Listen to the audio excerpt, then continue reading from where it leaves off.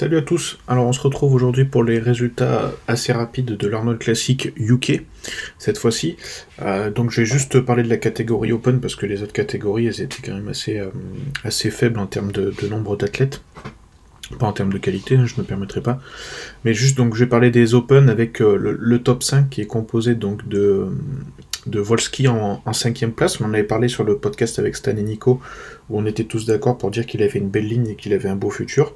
Donc là, il confirme encore sur un de ses premiers pro shows qu'il est un futur top bodybuilder, en tout cas avec sa ligne et tout. Faut qu'il continue à amener cette ligne avec plus de masse et je pense que c'est un futur potentiel top contender en Europe en tout cas. Après, on passe directement donc au top 4 et ça a été assez rapide. Ils ont fait directement un top 4 en fait en first call out lors du pré-judging et puis après sur les finales aussi avec après un top 2 qui ont été comparés. Donc le top 4 c'était le quatrième c'est Patrick Johnson. Alors c'est ses débuts en pro. Donc je pense qu'il doit être assez quand même content de ses débuts, même si je sais qu'il attendait mieux et qu'il se voit beaucoup plus haut sur les line-up, mais bon franchement je trouve que sa place est assez méritée. C'était pas le plus conditionné j'ai trouvé. De dos en tout cas il était quand même pas mal, mais sur les cuisses, enfin sur les ischios du coup, il était pas mal, mais sur le dos en soi il était il y avait moins de détails, moins de séparation, moins de conditions par rapport à ceux qui terminent devant lui. Sur le top 3, après sur certaines poses aussi, il était un petit peu moins bien, j'ai trouvé. Les cuisses étaient un peu moins définies aussi, un peu moins de séparation sur les cuisses, un peu moins de conditions.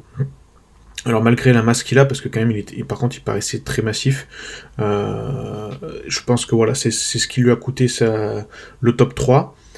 Mais je trouve quand même que sa place est très logique, et puis il faut quand même se dire qu'il a battu quelqu'un comme Tim Boudishine ou Jamie the Giant par exemple.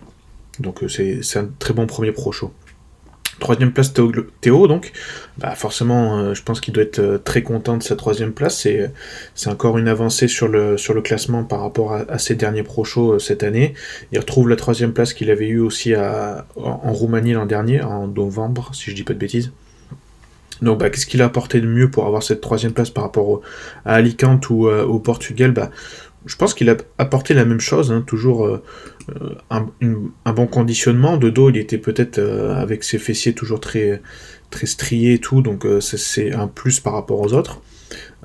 Sur les postes de profil aussi, on voit qu'il a un très bon conditionnement, un ischio qui dégueule sur les postes de profil, donc ça c'est un sacré atout pour lui.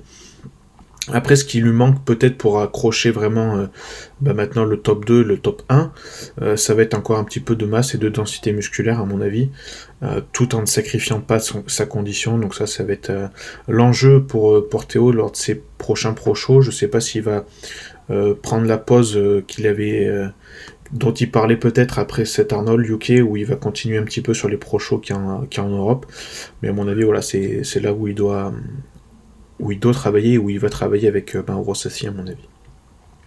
Alors top 2, donc là c'est vrai que j'ai déjà reçu des messages et puis j'ai vu aussi des commentaires sur Samson versus Nator, donc les deux athlètes anglais. Alors il y en a qui préfèrent Samson. Honnêtement, moi je trouve que la victoire de Nathan n'est pas du tout volée et elle est très logique. Samson aurait pu terminer premier aussi, ça je le conçois, mais il y a quand même un petit écart encore entre les deux. Après Samson, c'est vrai qu'il a été la surprise parce qu'il est arrivé très massif, une très bonne condition, chose qu'il n'avait pas réussi à emmener lors de son dernier pro show qui était en Espagne, il me semble, l'an dernier, à Alicante. Voilà, donc là, c'est vrai qu'il est arrivé beaucoup mieux. Il a vraiment bien travaillé. Il a rendu hommage aussi, d'ailleurs, je note à John Meadows qui le coachait jusqu'à son décès. Depuis, il travaille avec Milos Sarcev. Donc voilà, je trouve que sa place est méritée.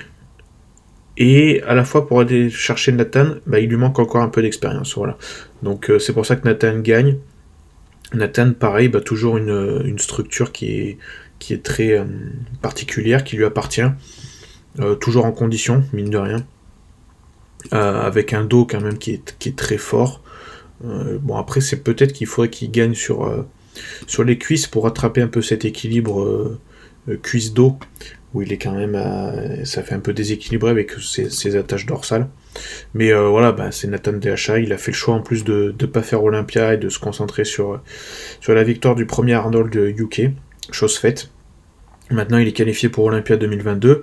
Là, ça fait quand même 2 années de suite où il est qualifié pour Olympia et qu'il s'y présente pas. Alors à chaque fois, c'est pour des raisons un peu différentes. Mais je pense que là, faut qu'en 2022, il soit sur la scène d'Olympia, parce que c'est bien beau de gagner tous les pro shows qu'il fait quasiment. Je crois qu'il en a 8 ou 9 pro shows gagnés, je crois. Mais ça serait bien aussi de le voir un petit peu sur la scène d'Olympia. Voilà pour ce rapide débrief de l'Arnold UK. Je ne sais pas si on en parlera avec Nico et Stan dans le prochain podcast qu'on fera ensemble sur la chaîne de Stan, parce que comme vous le savez, c'est la semaine d'Olympia. Donc ce week-end, à partir de jeudi, si je dis pas de bêtises, c'est le week-end Olympia, avec la conférence de presse, etc. etc.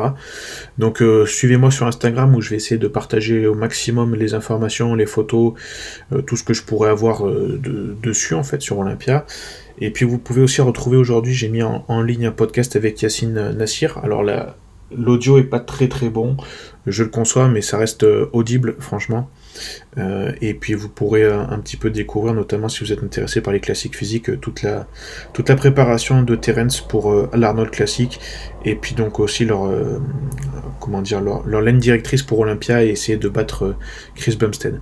Voilà, je vous remercie d'avoir écouté cette vidéo, puis je vous dis donc à très vite, sûrement sur la chaîne de Stan pour un podcast, et puis après pour les résultats d'Olympia, on se retrouvera aussi très rapidement le week-end prochain. Merci à vous.